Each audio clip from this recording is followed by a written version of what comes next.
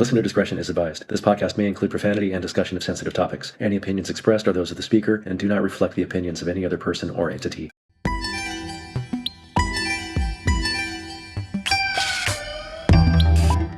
Welcome to episode 24, part 2 of The Real Future. I'm photographer John Nyboer, and I started this podcast to share the stories, history, and styles behind street dance, the world's largest arts movement. This episode was recorded in Las Vegas, and it's the first I've recorded outside of my Los Angeles studio. My guest for this episode is Dread, aka Ultra, aka Violent Crush.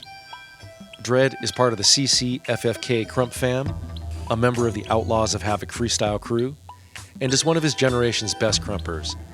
He's one of the best Krumpers on the planet, period, and in case there was any doubt, on May 9, 2026, he took the crown at the KCS Kill Krump battle in Las Vegas. We met several years ago in Los Angeles at Battle Games 1, and he was the first Krumper I ever saw in person. He moved to Vegas several years ago, and I was excited to have him as my guest for my first out-of-town episode. As we discuss at some length, Dread is intensely competitive, and it was great to get to know the person behind what can be an intimidating exterior.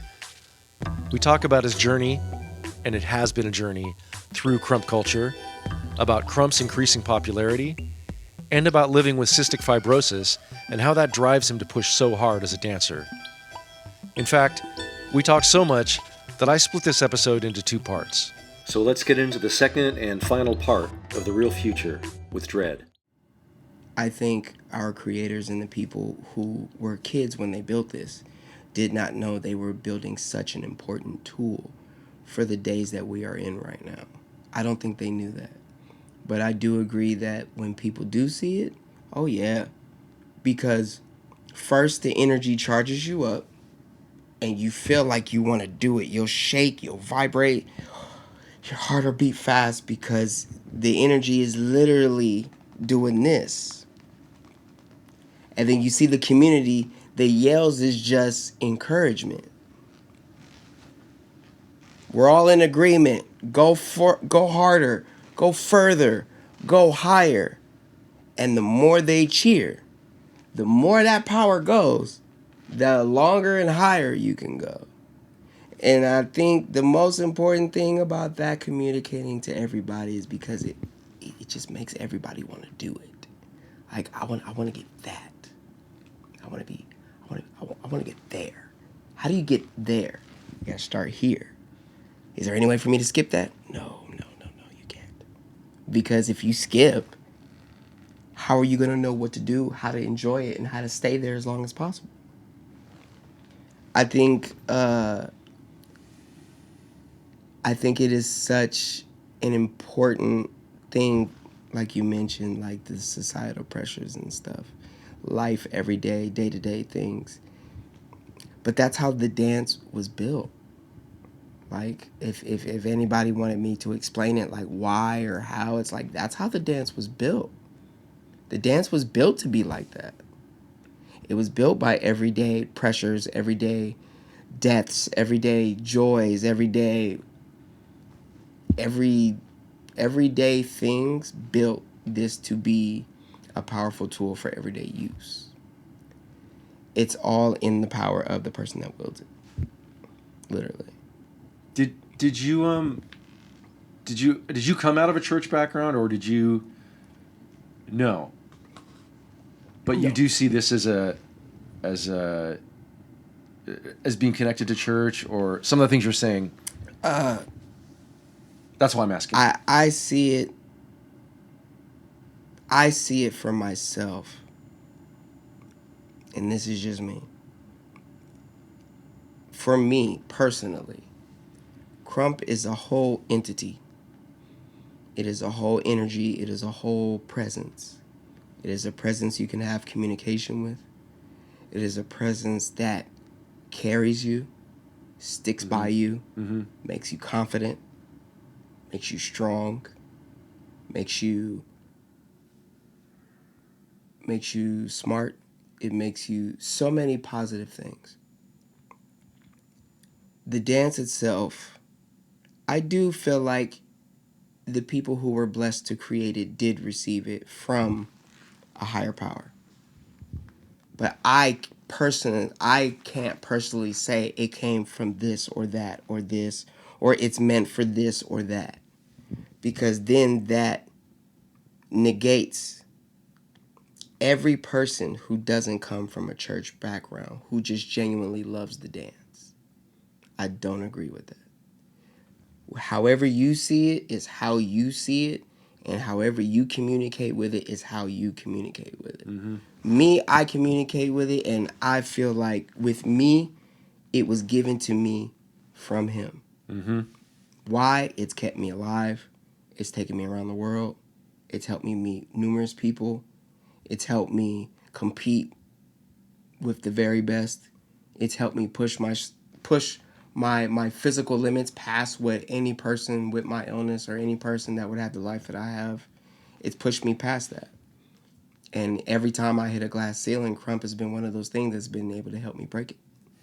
So for me, it's like, I always kind of like, I never like to answer that question because I didn't create it.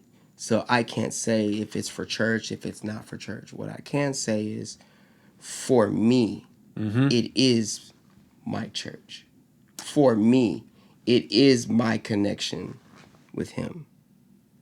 I have my own personal relationship with God. But this dance, when it came to my life, what I went through, the decisions I made, how I grew as a man, how I grew as a dancer, how I grew as a human being, that was my higher calling, in a way. Mm-hmm.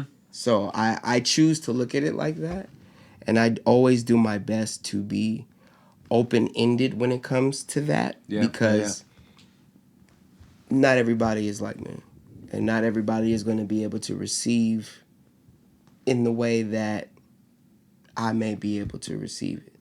Everybody's journey is different. Everybody was built different, raised different, saw different things. So I can't say what Krump is going to speak to you. That's for that person to find out, you know. So for me, like I said, it's a very big spiritual thing for me with Krump. There is a piece of it for me that is spiritual. But at the end of the day, it is more than just spiritual. It is an entity. It is its own entity. It moves with its own passion. It moves with its own mind. We are merely people that communicate with it. It gives us our fruit. It gives us what it feels we need. And we do with it how we see fit. You know what I mean? Like that's the best way I can put it. I don't know if that answers your question. No, it's a great question. I wasn't looking for you to like authoritatively like declare. Mm-hmm. I was curious of your perspective, and if you, because I have known. Again, I didn't know this until I started paying more attention, and I started going to Krump events and getting to know some Krumpers, and then I realized, there's a lot of Krumpers have a strong Christian faith, right? Very explicitly Christian, versus you're maybe talking more of something a little more personal and maybe not tied to a particular book. Yeah, right? No, it's not. Right. So, yeah. I mean, there are people who they feel it is a Christian dance. They feel like it's from Christ. They feel like it's this, and they feel like it's that. And the only thing I can say to that is, God doesn't give us all the same tools. I feel like what he gives to people is a mindset. That mindset serves that person. My mindset doesn't serve you. So with Krump, it's going to serve me different than it's going to serve you. But you got to serve it. But I need to serve it. Right. And that's how, and I'm glad you said that, because that is how now, going on 37, that is how I view it. I don't serve these people. I don't serve my big homie. I serve what Krump has done for me. If I talk to you, the performing, the costumes, all the stuff that I do, that is my way of serving Krump, the entity, the energy, the spirit. That's my way of serving it and saying thank you. You chose me. You showed me this. I went as hard as I'll go as hard as I can, and I'm going to spend as much time as I can saying thank you. Yeah, and it comes through, man, because like, again, like for someone who knew nothing about this, like you've communicated all that from the jump, right? And I remember asking you a few questions, and that was kind of, my beginning of learning what this was about. But yeah, you communicate all that. I got to ask you. Okay, so it seems like Krump is a very fierce type of. It projects a very fierce energy. You seem to have a sense of humor. Like, unless I'm misreading some of the stuff you do, it seems like even though you're intensely competitive, yes, right, which is right, there's no argument there. Yeah, yes. It seems like you're intensely competitive, but some of these costumes and the way you project them and the way you maybe take them off or put them on, sometimes I see you smile a little bit. Am I interpreting that right? Like, is there an entertainment value to what you're doing? Yes. That you want people to smile sometimes? I want people to smile, but I want to give people an experience. Right, but I don't mean that you think it's I think not that it's a joke, but but the part of your personal character seems to sometimes have a lot of fun. Yeah. Right, not just fun inside your head, but like I want you to have fun with me. Yeah, I would say in the freestyle aspect, yes, because that is how. That's what I'm talking about. Yeah, like the freestyle aspect, yes, because I am, like you said, I am a very fierce competitor, and my face does show a lot of the fierce emotions that I feel while dancing. So I can't be in a room with families and little kids and look angry all the time. But then that's where I go back to my roots as far as clown dancing. So because Krump is so rugged and so emotionally driven for me, mm-hmm. I have to go to something that isn't as emotionally potent. Clowning for me is like my way of, being a little more happy, a little bit more open, a little bit more joyful. So when you see me crumping in the freestyle aspect and mixing all these things, yes, I have more of a smile. I'm more joyous because, one, I do want to have fun doing it. Two, I want you to have fun watching me do it. But three, it can be contagious. If you smile enough, someone's gonna smile. If you're giggly and doing certain stuff and kind of you like that too, and you connect with them. Right. But that is a part of the performance. At the heart, I am a performer through and through. My family have all been performers most of their life. I naturally channel that as a performer. I think in my style, in my life, I haven't met someone who performs as much as I like to when it comes to connecting with people. It's how I've been able to stay so good for so long. Because once my body is tired and I can only do a certain amount of movements, I have to be able to perform with everything else to be able to still give you what you need, because you could be having a bad day, but if you're at a battle and you're seeing me battle and I'm smiling, giggling, and laughing and doing random stuff in the midst of these high profile battles, at some point you're gonna giggle a little bit or you're gonna smile. You're gonna be like, that guy's crazy, but I enjoy. But you enjoy it. You're like, that guy's crazy, but he's good. He's good. And for those couple seconds, that's worth it. For the couple seconds of that, an eye roll, a smile, and all right, you got me, you got it. That's worth it to me. If I ever leave this planet, that's what I want people to remember. This dude was great at dancing. He was great at talking to people. He was great at entertaining. I take that so serious, I think, because there was a time, back in the day, mm-hmm. with the lot and stuff.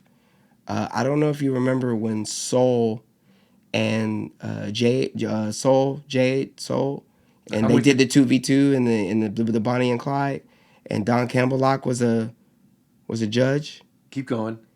I think it was Don Campbell Locke, and there were two other judges.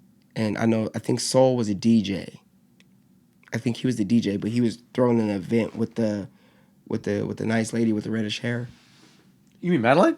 No, not Madeline. It was an older chick. I figured you know her name. Yeah, I can't remember her name, but I remember Don Camelot because I had tag team with Leia. Shout outs to Leia, one of the best partners I ever had. We did a 2v2, and we just randomly teamed up that day, and we ended up winning. And I remember they played a joke on me, and they were like, "All right, Dre, you got to battle so and so and so and so to win your money." I was like, "You guys just told me I won. Now I have to battle again?" And I got so mad. I was like, "All right, come on." And that was when I went full Krump. I had no like, I just saw red. And they waited to the end of like, we were kidding, you won. It's just the tradition of it. And I was sitting there like, yeah, all right, yeah. But I remember the reason why I bring that up is because I literally remember Don Camelot, rest in peace to the king, as a creator, saw me and my partner and said I remember he kept quiet. I remember everybody kind of calmed down. He was like, "Let me tell y'all something. These two, that locking, immaculate," because she was locking half the time. And he pointed at me, he looked at me, and he said, "That boy is a pure entertainer. Purebred entertainer. From everything he's doing, and getting the crowd, and battling, and doing this, that's a real entertainer right there." Now, mind you, I'm coming into this, I don't know who he is. He's just one of the judges. I'm like, thank you, I so appreciate it. I didn't find out till later, after the event's over, everyone's gone home. Someone, "You know who that was, right?" I was like, "No, yeah, that was one of the judges." No, that's he's the creator of locking. He's the one that, he's the tight eyes of locking. And I'm like, what? So the tight eyes of locking said I'm a pure entertainer. That's exactly. I was like, You talking about me? Yeah, you talking about me? Me? And like ever since then, that's been something that's always been very important to me. When he passed, I was so very sad because it was like, out of anybody I've met, he's one of 5 people that has truly seen me and said it. And because of that, I've really held on to that experience in my life. Like, he was one of the few people that like didn't know me, didn't really care about me like that. You're there to do a job, you're judging, and you literally stop the whole event before you judge to tell everybody that. Like, that's been like probably one of my core memories. I love that. It's always important to tell people like when you enjoy what they're doing, you know? Yes. Like I definitely try to make a point of that just because I know it means a lot to people. I know it means a lot to me. Exactly. It tells me. And yeah, Don was right, man. You do bring that. That's why I was asking you about this entertainment aspect, is because it's unique, and I don't, I see people Krump at high levels and all, and all this, but like it's like, oh, dread, and I'm like, I don't want to be out like smoking weed or changing batteries, you feel like you're gonna miss. I want to make sure that I'm gonna see dread. Yeah, like get down. What is it, even if it doesn't go well, I want to see. Yeah, like because you never know. You never know what I'm going to think to do. You never know what I'm going to be dressed in. You never know if my eyes are going to be changed. I'm going to have an outfit on. I got a specific move I'm going to do. My hair is a different color. Like, you never really know. It's kind of the thing that, one of my favorite wrestlers calls himself the charismatic enigma. I kind of channel that a little bit in the things that I do. So, how do you feel about the community here in Vegas? You moved from LA to Vegas several years ago. LA to Vegas. Community out here was very. The community out here when I first got out here was very, very like fragmented. High school different crowds, clicky kind of. It is actually, since I've been here, transformed a lot in a positive way. That's great. I've got Art coming in and Bougie tomorrow. So get some different perspectives. Yeah, like the community, from my perspective, it's hard to have a community in a city that's a fruit bowl. This city is just a melting pot of different stuff. Cali is too, don't get me wrong. Well, especially LA. Especially LA. But LA still has a culture in that melting pot that you have to learn first. Vegas is kind of the opposite. You don't need to learn it. You just need to know that it's there and do your best to shine the best way you know how. And the best way you shine is just being in the community, being open, supporting everybody. That's all I could do. You know, coming from LA, the lot, high level competition, events every couple weeks, everybody's battling, everybody's competing, everybody's fighting for that moment. Everybody's trying to create a viral moment. Everybody's trying to do this. Everybody's trying to do that. Everybody's trying to do this. Everybody's trying to travel. So when you go from there, and then you come here, and then you see you come here, you're like, oh, you guys are really calm and cool, and I mean, you're slightly judgy, but you're not judgy, and you guys accept me for me, and okay. I still remember the first dance battle I entered out here. Only a few people in the crowd knew who I was. No one really knew, and that was like different for me. Like, oh, you guys don't really know who I am. Okay, I can make a statement. I can actually do something and surprise you guys. Now you know. Because like you're about to find out. Yeah, you're about to find out, because I wore out my welcome in LA. I'm pretty sure they were glad to get rid of me. Like, yeah, you guys take them. Come on. Like, you guys, we love them, but you guys take them for a while. God, that's hilarious. He enters everything. We can't win shit. Are you still entering everything? Is that Yes. still your MO? That's still my thing. What are you looking forward to, as far as what's the next event you're really looking forward to? Not necessarily the next one you're going to enter, but like that you're. So I mean, there's a 1v1 in about 9 days that I'm training. That I'm about to start. Actually, tomorrow I start practicing. That's here? Yes, that's here.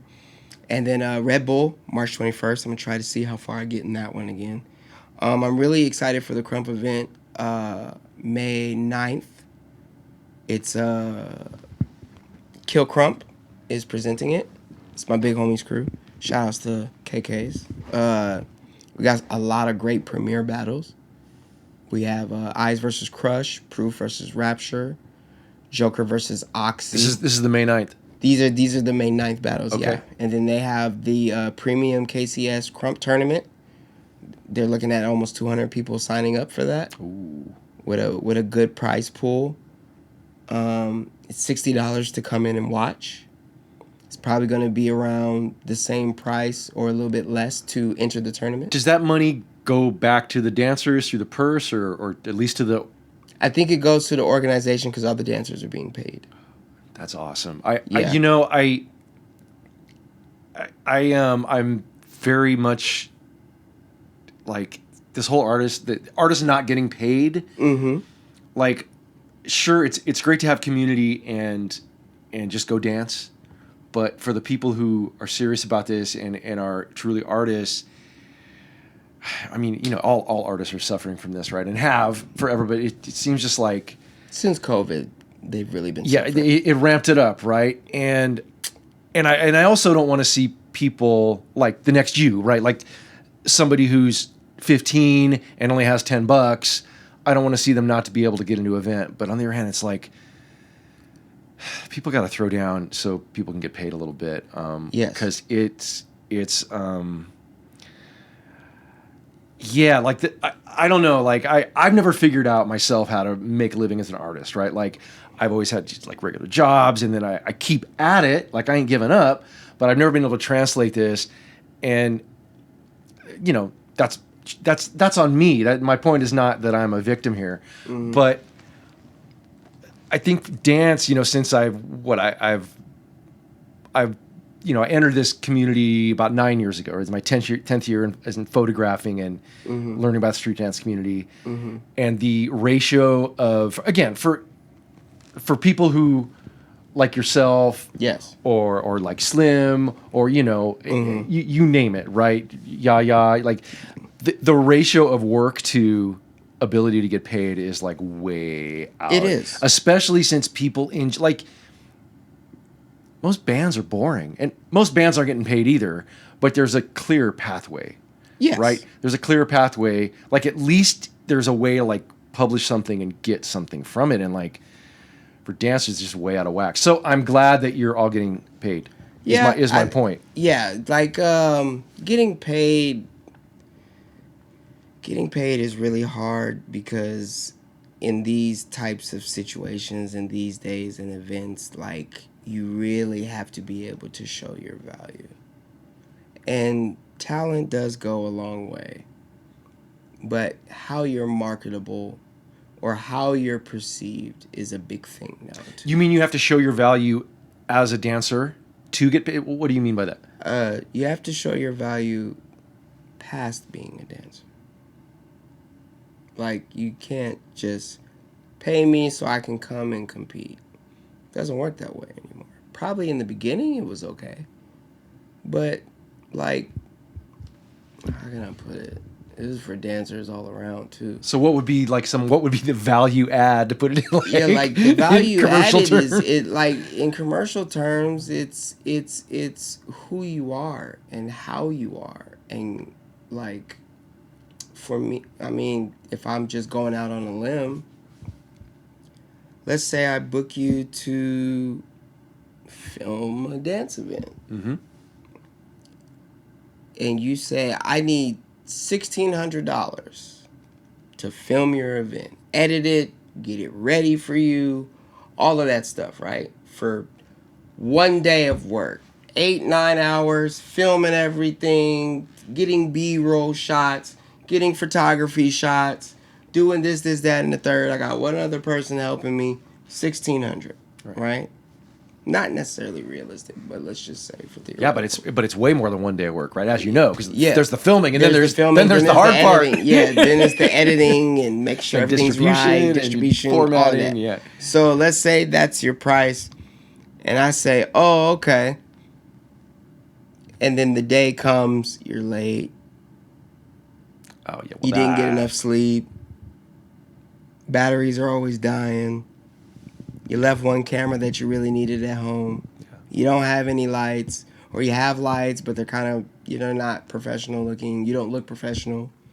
You're dressed in regular clothes. You're not really dressed like a photographer coming to do business. You don't have any cards. You're not really networking. You want me to pay you $1,600, but you're not prepared. Right. Like, the value for a dancer is added in what you do before and after, not just what you're there to do. Now, do I believe that dancers should be, like, a part of staff? Not necessarily. You contracted me to come here and put on a performance, entertain, battle, do whatever you need me to do. Cool. But I don't personally feel you should have to contractual, I think that's the word. Like, you can't say, oh, I'm paying you this money, so you need to help set up. You need to help take down. You need to help do this. I think that's bullshit. That's my opinion. I don't know. I understand why, if you don't have a big team and you have a contract that says we will need your help a little bit here and there. Okay, cool. It's not a problem. Yeah. But if you do have a team, I'm here to do a service. I'm not here to do the same service that you have a team to do. You can't perform well if you're distracted by setting up, and that's the problem. It's not that I think the work is any greater or less than. It's that you can't. It's like asking a musician to come and do all this stuff. Like, if you're out there schmoozing and setting up and blah blah blah, then all of a sudden you got on stage. You can't be focused. Your mind can't be focused on what you're doing. That's the problem I have with it, not the work itself. Yeah. You know? That to me is, but there are people that consider dancers, if I'm paying you, that means you're here for what I need. Right. Which I get. But at least they're paying. At least they're paying. At least they're paying. Versus like you're just But me. then but does that translate into appreciation though? Can you say that, oh, you're paying me, so. Yeah, it depends on who you're right. If you're part of that crew or that production team, then maybe. But like if you're just being brought in. Then, if you're just being brought in to do a job, you do the job. Yeah.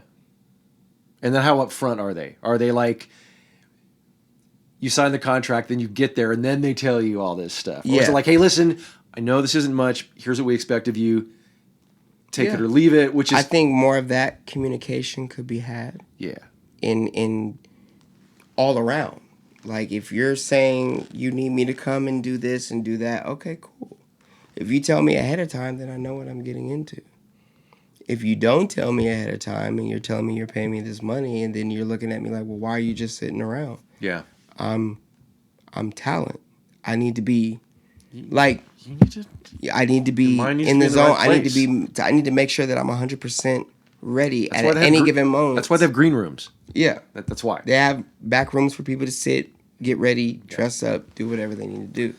I think that's part of what makes a dancer valuable. I think that if you personally feel like, you know what, no, I can help. What do you need me to do? And you're going to have enough time. If you're the main event of the night and you know you're dancing last, help everybody. Because you have the most time to prepare. If you're in the middle, help a little bit and then go do your thing. If you're first, you're not going to be able to help, but help after. Yeah. Don't just, I did my job, now I'm just going to walk around and not do nothing. No, offer to help. Or offer to talk to people. Offer to have autographs. Offer to take pictures. Offer to do something else that keeps the experience of the event like high quality. Yeah. But I think that's something that I hope people continuously work on as far as like value and payment. Like, please start paying what people ask if they have a proven track record of doing the things you feel they need to do to earn that money. You shouldn't be asking for $1,000 if you're missing flights to the booking. Amen. Because that doesn't work in any business. No. You shouldn't be asking for $800 and you don't have a set lesson plan for your workshop. You shouldn't be asking for I don't think you should be asking for money if... No tournament have I ever judged that I couldn't remember somebody's round and tell them what they could work on. And if that's the case and it's hard for people to remember, you guys can take a page out of my book. I did a freestyle small community tournament out here. It was a 7 to Smoke tournament. After every round, I told them what they did good, what they did bad, what they could work on.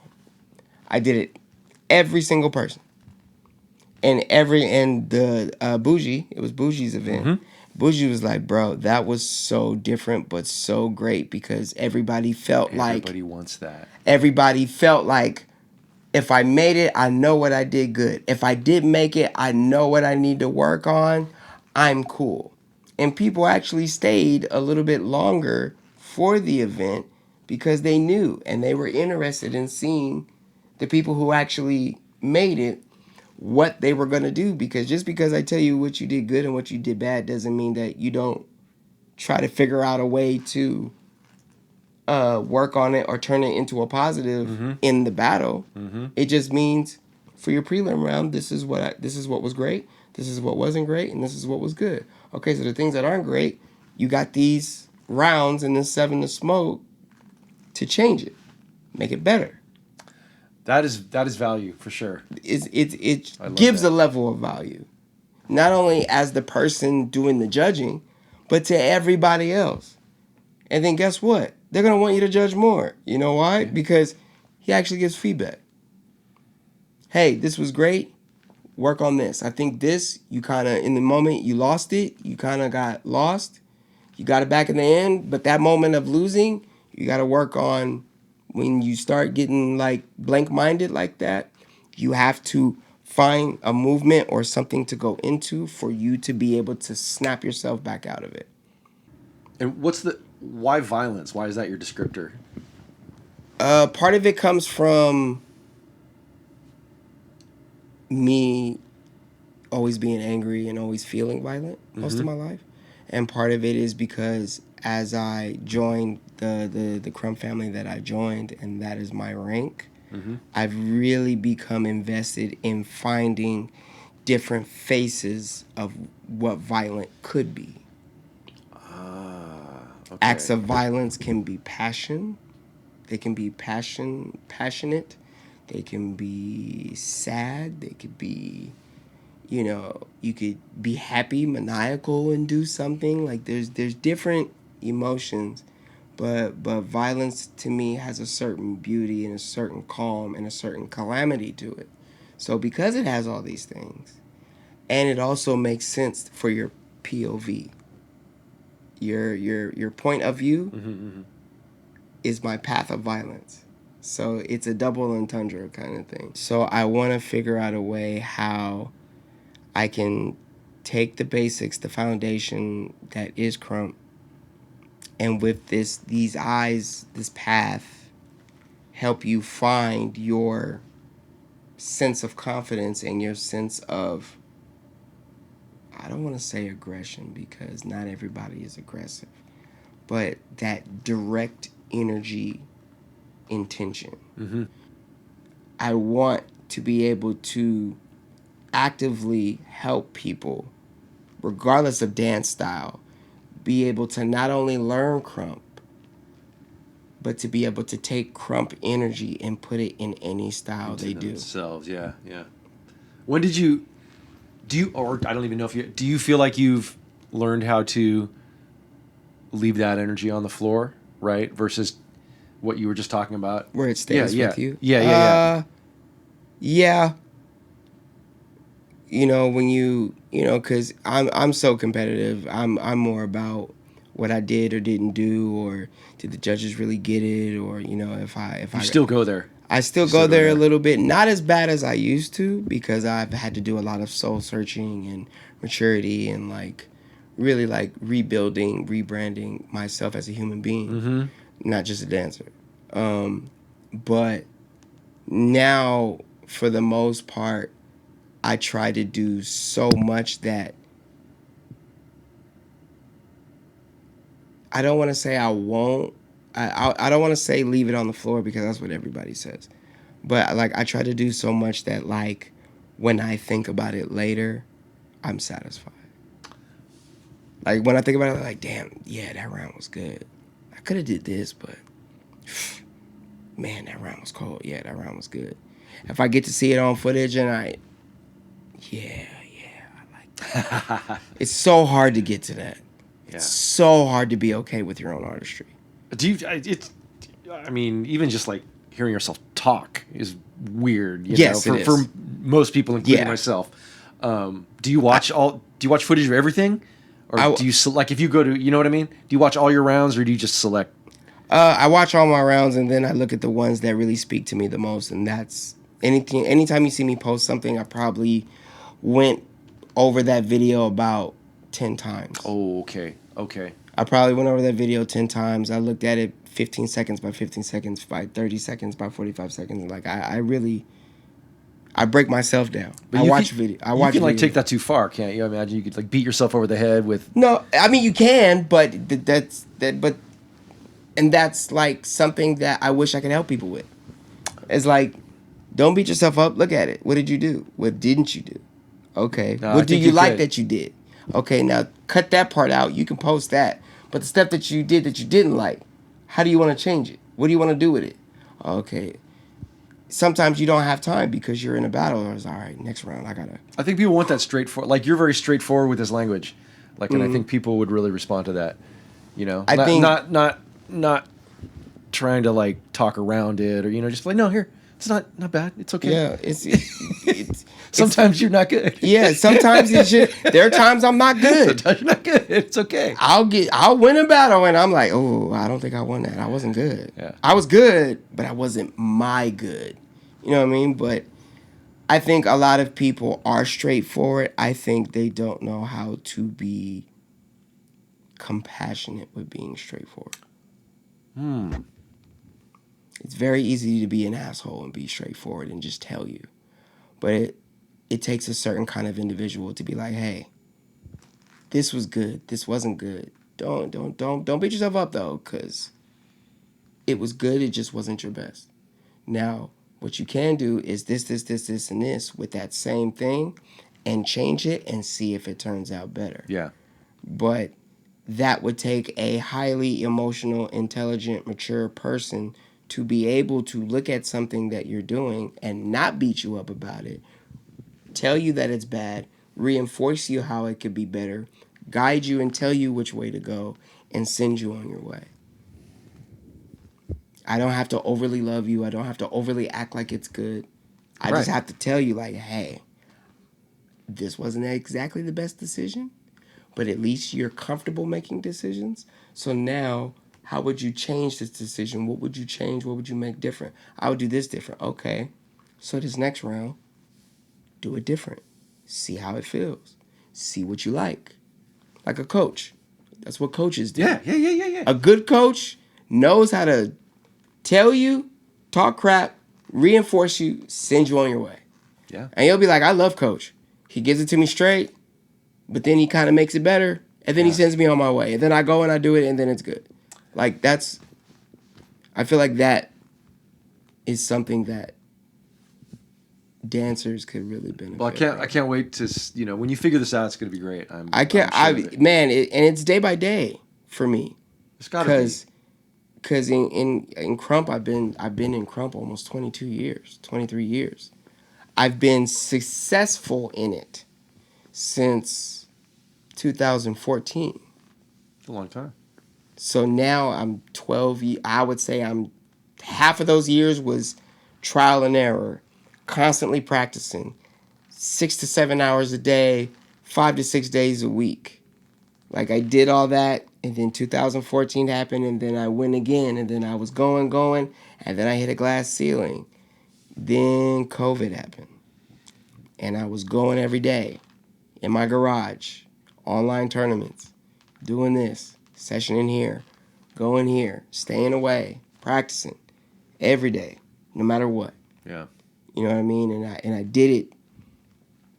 So when I did come out of it, it's like I never stopped. But the discipline it takes to do that is hard for people. Oh yeah, well that's yeah. That's part of the thing I want to change. That's what separates. It's like, if you really want this, you have to want this more than anything. You have to want to be good more than anything for yourself. For yourself. Yeah. For yourself. For yourself to be able to go and battle and be proud of what you're putting out, the content you're putting out to the universe. It's very hard to do. So, but when I figure it out, I promise you, I'm going to do my best to infuse and save as many kids as possible. I love that. Like, there's too many kids with suicide. There's too many kids that are bullying. There's too many kids that are just going in directions because they have no solid. I mean, Dred, I don't know if I ever told you, but the reason I photograph this community, like I've grown to appreciate and know something about the various styles and the art form, but it's the people getting together in rooms and working together and like greeting each other and being part of a community. Because man, where else do you get this right now? Like, especially if you're not part of a church and you're not part of one of these institutions that everybody approves of, right? Like, this is something, there's no central organizing body, whether it's Krump or whether it's, but just this like people getting together and dealing with one another, to me, is the most beautiful thing, right? And that's why I kept coming back after I met Slim in that parking lot, because it was like, the community and the vibe. People need to see this. I like being part of it, but I'm just like, yeah, this is unfortunately very rare. Even though it's kind of rare. I mean, it does involve millions of people in every country in the world, but the people who aren't going to these things don't have any clue that this is happening. And to me, it's like, well, okay, there is a reality right now that's terrible, but this is that's why I call this the real future, because this street dance community in its various forms is real, and it is present and future, and there's no reason we can't see this as part of the future and the present. Yeah. Right? Because it is real and it's happening, but it's like, damn, people need to see this, like, and it's hard to understand. Being a dancer is hard to picture that there's somebody just living their life that has never got Krump before, that has never danced and felt that type of energy before. Or just no, or like if you're a parent, like, and you're like, where's my kid? If they're into this, you know where they are. You know where they are. Like, they're at someone's house dancing, or they're at a parking lot dancing, or they're at a dance event battling. And they got friends. Who are supporting them. Like, they have I would say they have acquaintances. They have friends. Okay. They have friends from longevity of time. Yeah. But it's a start. It's a start. It's a start. Because we call each other family, but it takes a certain type of personality to really bring the aspect of family out of people in this. But at least you're making yourself available for it. Yes, right? As long as you're open. Yeah. As long as you're open. Yeah. I think that's the most important thing. Krump does allow people to be open, and Krump does allow people to, oh, you Krump? I Krump? Oh, yeah. And it becomes like you're automatically acquaintances at that point once you make that establishment. You're automatically... That's a good distinction, though, acquaintances versus... But, I mean, hey, acquaintances... But once you join a fam, once you join a crew, once you've been around the community and you've broke bread with people and you've hung out at each other's houses, ate cup of noodle together, watched session footage, and then go lap for 5 hours, then you get the sense of friendship. And then the longer that goes on, it turns into family. Yeah. Some people skip the whole friendship. No, bro, you like family. You like my bro. Like and dancing in general is one of the only things I feel like has that. That's what I'm saying. That's what I was rambling about a minute ago. Yes. In large dancing in general. In large numbers. Yeah. In large numbers. As long as I think worldwide. I think it can stay like that as long as that's what people care about most, is having that. Once you lose sight of having that, it's very hard to keep it alive. You know what I mean? Like that's I think that's one of the hardest things. Well, hey man, let's close it on that note and keep this alive. All right? Of course. This is I really appreciate your time and your openness and getting to know you, like, honestly. On a deeper, definitely got to know me on a deeper level. He's never talked to me like this. He's never heard me talk like this. I don't really talk like that. People know. I'm the angry face guy. I'm the angry bird. That's why I'm wearing all red. You see this? I'm the angry bird guy. I've seen you not be angry. Yeah, you've seen me not be angry. I've seen that smile. You see me not be angry, but most of them, but most of them, they just know angry bird. This is how they know me. I loved it, but I so appreciate it. Thank you for having me and stuff too. Absolutely. I'm glad I was able to do it and kind of come and share, because I don't really get to do a lot of interviews.